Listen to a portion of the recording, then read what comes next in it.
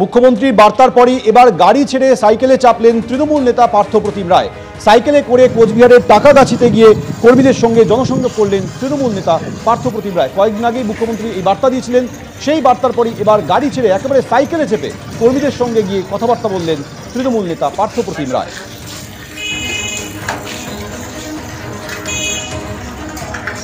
21শে জুলাইয়ের মঞ্চ থেকে আমাদের নেত্রী মমতা বন্দ্যোপাধ্যায় দলের সকল স্তরের কর্মীদের নেতৃত্বের উদ্দেশ্যে একটা বার্তা দিয়েছে যে মানুষের সঙ্গে নিবিড় জনসংযোগ করতে হবে, প্রয়োজনে সাইকেলে পায়ে হেঁটে পাড়ায় পাড়ায় গ্রামে গ্রামে ঘুরতে হবে। আমরা মনে করি এটা সংযোগের একটা অন্যতম মাধ্যম।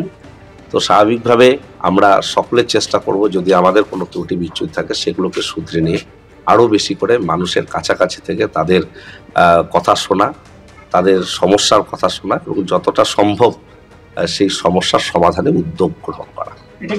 কংগ্রেসের আমরা দেখেছি যারা লেবারি করত তারা এনফিল্ডে ঘোরে, যারা স্কুটার বাইকে চড়তো তারা এখন স্করপিওতে চলে। তৃণমূল কংগ্রেসের নেতাদের চরিত্র আচরণ এটা পাল্টাবে না। আজকে পার্থপ্রতিম রায় সাইকেলে চড়ে গেছেন টাকাগাছ অঞ্চলে, এটা হাস্যকর ব্যাপার। মমতা ব্যানার্জিকে খুশি করার জন্য এই কাজটা করেছেন। উনি জীবনে পায়েও হাঁটেন না, উনি গাড়ি ছাড়া নড়েন না। এটা কেন করলো জানি না, মাননীয়াকে হয়তো একটু খুশি করার জন্য, জনসাধারণকে বোকা বানানোর জন্য বা চমক দেওয়ার জন্য। আর এর আগে 21শে জুলাই মঞ্চ থেকে মুখ্যমন্ত্রী মমতা বন্দ্যোপাধ্যায় এ প্রসঙ্গে ঠিক কি বার্তা দিয়েছিলেন শোনাবো।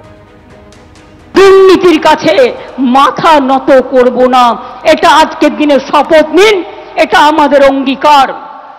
তাই কেউ যাতে আপনাদের লোভী বানাতে না পারে। আমি ভাত রুটি খেয়ে থাকবো, কিন্তু আমি অন্যায়ের সাথে আপোষ করব না। এখন থেকে মনে রাখবেন, আমাদের এটা শপথ নেবার দিন আজকে। দুর্নীতির সাথে আপোষ নয়। মনে রাখবেন, গাড়িতে ঘোরার চেয়েও পায়ে হেঁটে গ্রামে ঘোরা ভালো। তাতে শরীর ভালো থাকে, মন ভালো থাকে। বড় বড় গাড়িতে ঘোরার থেকে স্কুটারে ঘোরা ভালো, সাইকেলে ঘোরা ভালো। বিধানসভায় বেনজির ছবি শুভেন্দু অধিকারীর দিকে তেড়ে গেলেন পূর্বস্থলীর তৃণমূল বিধায়ক তপন চট্টোপাধ্যায়। আর তারপরে শুভেন্দু অধিকারী অভিযোগ করলেন তাকে নিগ্রহ করার চেষ্টা করেছেন তপন চট্টোপাধ্যায়।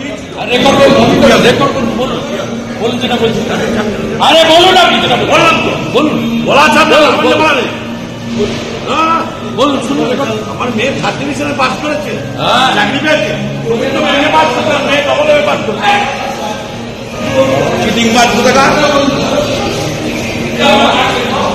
তোমার নামে কি রেকর্ড করবো, কি হবে রেকর্ড করবো, কি হবে রেকর্ড করবো, রেকর্ড করবো, রেকর্ড করবো, রেকর্ড করবো, বলুন বলুন যেটা বলছি। আরে বলুন, আপনি যেটা বললাম তো বলুন, বলা ছাড়া বলুন। শুনুন, আমার মেয়ে থার্ড ডিভিশনে পাস করেছে, চাকরি পেয়েছে,